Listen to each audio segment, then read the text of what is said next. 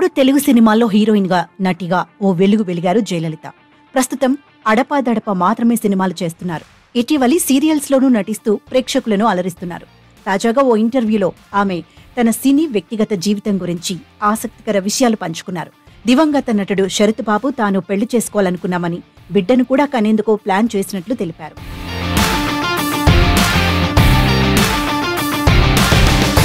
అమ్మా నాన్న చనిపోయాక నేను హైదరాబాద్ షిఫ్ట్ అయ్యాను. నాకు రమాప్రభ చాలా క్లోజ్ ఫ్రెండ్.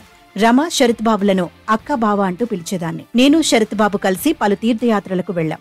ఈ క్రమంలోనే మా మధ్య ప్రేమ బంధం ఏర్పడింది. అది చాలా కాలం పాటు కొనసాగింది. పెళ్లి కూడా చేసుకోవాలనుకున్నాం. పిల్లల్ని కూడా కనాలనుకున్నాం. ఇదే విషయాన్ని సినిమా ఇండస్ట్రీలోని మా స్నేహితులకు చెప్పాం. అయితే వారు శరత్ బాబుకు వద్దని చెప్పారట. దీంతో మా పెళ్లి ఆగిపోయింది. శరత్ బాబుకు పిల్లలు అంటే కాస్త భయంగా ఉండేది. పిల్లలు పుట్టాక ఆస్తి కోసం పిల్లల్ని ఎవరైనా ఏమైనా చేస్తారని భావించి వద్దనేవారు. ఆయన చివరి రోజుల్లో ప్రతిరోజు ఆసుపత్రికి వెళ్లేదాన్ని. అయితే ఆయనకు సేవ చేసుకునే భాగ్యం కూడా నాకు దక్కలేదు అని ఆమె చెప్పుకొచ్చారు.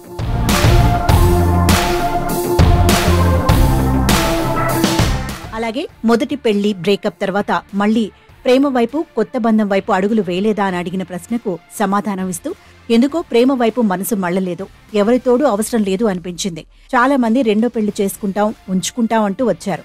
కానీ భగవంతుడు నన్ను అటువైపు వెళ్లనివ్వలేదు. అన్నపూర్ణమ్మ వీళ్లంతా కనీసం ఒక బిడ్డనైనా దత్తత తీసుకోండి అన్నారు. అక్క పిల్లలు ఉన్నారు కదా, చాలు అనుకున్నాను అని వెల్లడించారు.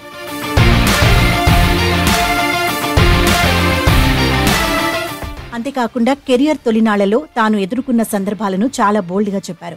ఇండస్ట్రీకి వచ్చిన కొత్తల్లో చాలా మంది మగాళ్లకు లొంగిపోయాను. అయితే ప్రేమ, పెళ్లి గురించి ఎవరూ మాట్లాడేవారు కాదు. అందంగా ఉండటంతో పాటు వ్యాంబ పాత్రలు చేయటంతో చాలా మంది వచ్చేవారు.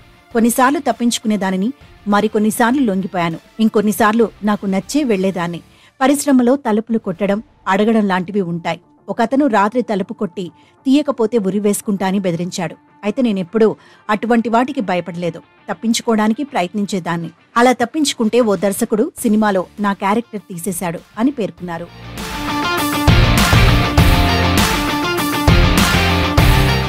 ఇక దివంగత నటుడు గుమ్మడి గారి గురించి చెబుతూ, నా కోసం సులా అనే ఒక వైన్ బాటిల్ రోజు తెప్పించేవారు 800 రూపాయలు పెట్టి. ఇది నీకే, ఇది జయమ్మకే, వేరే ఎవరూ ముట్టుకోవద్దు అని చెప్పేవారు. ఒక 4-5 సంవత్సరాలు కలిసి జర్నీ చేశాం. ఇప్పుడు అటునుంచి వెళితే ఆ ఇల్లు చూస్తే మాత్రం నాకు ఏడుపు వస్తుంది. ఆయన పోయిన తర్వాత అక్కడ నిల్చొని ఉంటే పిల్లలందర్నీ పలకరిస్తూ నా భుజం తట్టి నాగేశ్వరరావు గారు ఓదార్చారు అంటూ ఎమోషనల్ అయ్యారు. ఇలా తన జీవితంలో ఎదురైన ప్రతి అనుభవాన్ని ఆమె నిర్భయంగా చెప్పుకొచ్చారు.